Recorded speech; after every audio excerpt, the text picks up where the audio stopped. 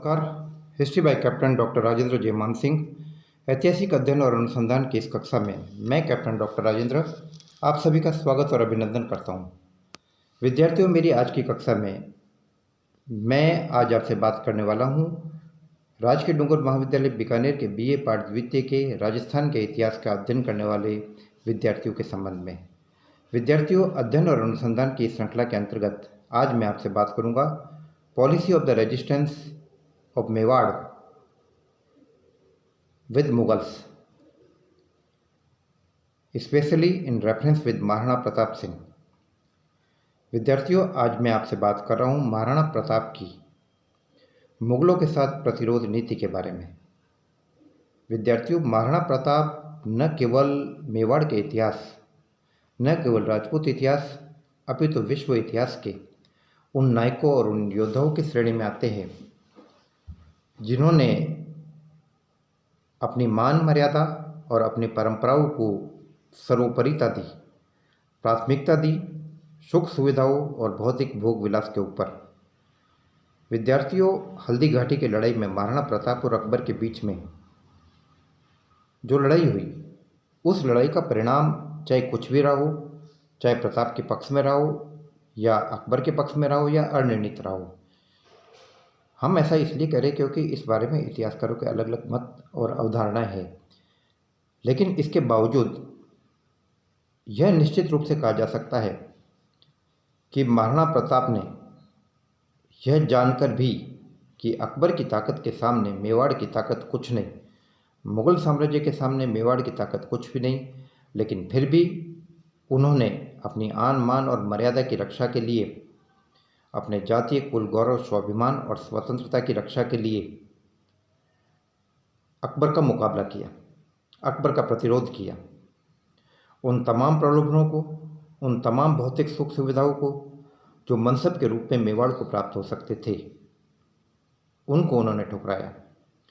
इसके पीछे था महाराणा प्रताप का व्यक्तिगत गौरव, स्वाभिमान और गुइलों और सिसोदियाओं की एक लंबी स्वाभिमान युक्त परंपरा। विद्यार्थियों, इसके पीछे जिम्मेदार था वो गौरव और स्वाभिमान जिसे महाराणा कुंभा और महाराणा सांगा ने मेवाड़ की रग रग में कूट कूट कर भर दिया था। विद्यार्थियों, महाराणा प्रताप की वीरता और साहस को देखकर ही कर्नल जेम्स टॉड ने अपने ग्रंथ में लिखा है, धोरा घाटी तालरो आटिलो इतिहास, गांव गांव थर्मोपोली घर घर ल्यूडिनास। उन्होंने कहा कि राजस्थान का इतिहास धोरों का इतिहास है, सैंड ड्यून्स का इतिहास है, घाटियों का इतिहास है, टीलों का इतिहास है, तालाबों का इतिहास है, और यहाँ पर हर गांव में थर्मोपोली जैसी घाटी है और हर घर में ल्यूडिनास जैसा वीर योद्धा है। महाराणा प्रताप और महाराणा प्रताप जैसे असंख्य योद्धाओं और सूरमाओं के बलिदान को साक्षी मानकर, उनके बलिदान की गौरव गाथाओं से अभिभूत होकर कर्नल जेम्स टॉड ने इतनी बड़ी बात कही। विद्यार्थियों, इस चीज को आगे बढ़ाते हुए मैं आपसे बात करूंगा महाराणा प्रताप की उपलब्धियों के बारे में, उनके जीवन के बारे में और उस दौर की राजनीतिक परिस्थितियों के बारे में। महाराणा प्रताप अपने पिता महाराणा उदय सिंह की मृत्यु के बाद 1572 ईस्वी में मेवाड़ की राजगद्दी पर बैठे। यद्यपि उनके पिता महाराणा उदय सिंह अपनी भटियाणी रानी, जिसे वे विशेष प्रेम करते थे, और उसी के कारण वे उसके पुत्र जगमाल को अपना उत्तराधिकारी बनाना चाहते थे। उदय सिंह का यह निर्णय काफ़ी अदूरदर्शितापूर्ण था, और जब महाराणा उदय सिंह की मृत्यु हुई तो उनके अंत्येष्टि स्थल पर उनके दाह कर्म के दौरान मेवाड़ के सरदारों ने यह देखा कि जगमाल वहाँ पर मौजूद नहीं है, क्योंकि जगमाल ने अपने आप को उत्तराधिकारी क्या, मेवाड़ का नया महाराणा उन्होंने घोषित कर दिया। तो मेवाड़ के सरदारों को जब इस बात का पता चला तो जालोर के अखिरा सोनगरा ने आवाज़ उठाई और उन्होंने प्रताप के हक की बात कही और मेवाड़ के अधिकांश सरदार महाराणा प्रताप के साथ हो गए और परिणाम ये हुआ कि जगमाल मेवाड़ की राजगद्दी छोड़कर वहाँ से चला गया, अकबर के पास चला गया और बाद में उसे वहाँ पर जहाजपुरा का परगना और ये सारा दिया गया। और बाद में बताते कि 1583 में दत्तानी के युद्ध में जगमाल की मृत्यु हो गई। विद्यार्थियों, महाराणा प्रताप ने लगभग 25 साल तक 1572 से 1597 ईस्वी तक मेवाड़ के ऊपर शासन किया। विद्यार्थियों, ये समय केंद्रीय सत्ता के दौर से शक्तिशाली मुगल सम्राट जलालुद्दीन मोहम्मद अकबर का समय था और वो जलालुद्दीन मोहम्मद अकबर जो काफ़ी हद तक अपने पूर्वजों से अलग था, काफ़ी हद तक हिंदुस्तान में हुकूमत करने वाले दिल्ली सुल्तानों से अलग था और वह इस बात को बखूबी जानता था कि अपनी राजनीतिक स्थिति को मजबूत बनाए रखने के लिए वह एक साथ कई फ्रंट के ऊपर लड़ नहीं सकता था। क्योंकि जब अकबर ने खुद मुगलिया तख्त को संभाला तो उस समय अकबर की उम्र ज़्यादा नहीं थी और उसके पिता हुमायूं की मृत्यु के बाद कलानौर में ही उसका हाथों हाथ राज तिलक किया गया।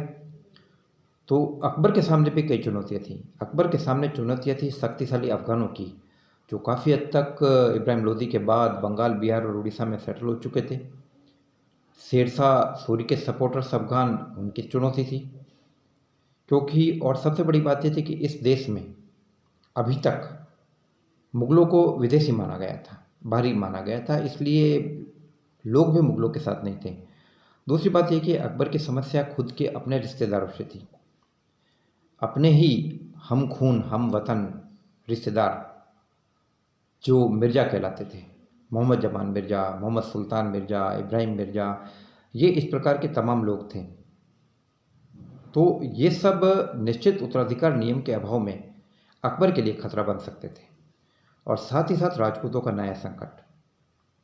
तो ऐसी स्थिति में अकबर ने बड़ी समझदारी से काम लिया और उसने ये महसूस किया कि इन बेहतरीन योद्धाओं को, राजपूतों को अपने साथ रखा जाए तो वे मुग़ल साम्राज्य के लिए सुरक्षा ढाल साबित हो सकते हैं।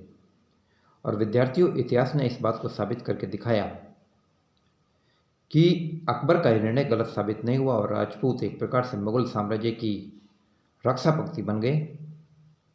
आमेर का कछावा मानसिंह और उसका पूरा खानदान, बारमल भगवान दास मानसिंह, ये पूरी की पूरी कछावा डायनेस्टी, बीकानेर का royal house maharaja Rai Singh and his supporters, Jaisalmer से हर्राय भाटी, जोधपुर का रॉयल हाउस मोटा राजा उदय सिंह और उसके सपोर्टर्स, तो ये तमाम मिलाकर मुगलिया ताकत बन गए। तो ऐसी स्थिति में जब मेवाड़ ने अकबर की अधीनता स्वीकार करने में रुचि नहीं दिखाई तो अकबर को ये लगा कि मेवाड़ उसके राष्ट्रीय इरादों में रुकावट डाल रहा है और साथ ही साथ अकबर ने उदय सिंह की फौजों को चित्तौड़ में शिकस्त दी थी। इसलिए महाराणा प्रताप किसी भी स्थिति में अकबर की राजनीतिक अधीनता स्वीकार करना या मुग़लों के साथ वैवाहिक संबंध स्थापित करना, इन तमाम चीज़ों के बारे में स्वप्न भी नहीं सोच सकते थे। वे उन लोगों में से थे जिनका यह मानना था कि यश की ज़िंदगी, शौर्य की ज़िंदगी और परंपराओं से युक्त जीवन गुलामी के जीवन से कई गुना बेहतर है और उन्होंने उस रास्ते का चयन किया जो कठिन था, कांटों से युक्त था, कंकरीला था, संकीर्ण था, लेकिन इसके बावजूद मेवाड़ की गौरवमयी परंपराओं के अनुकूल था।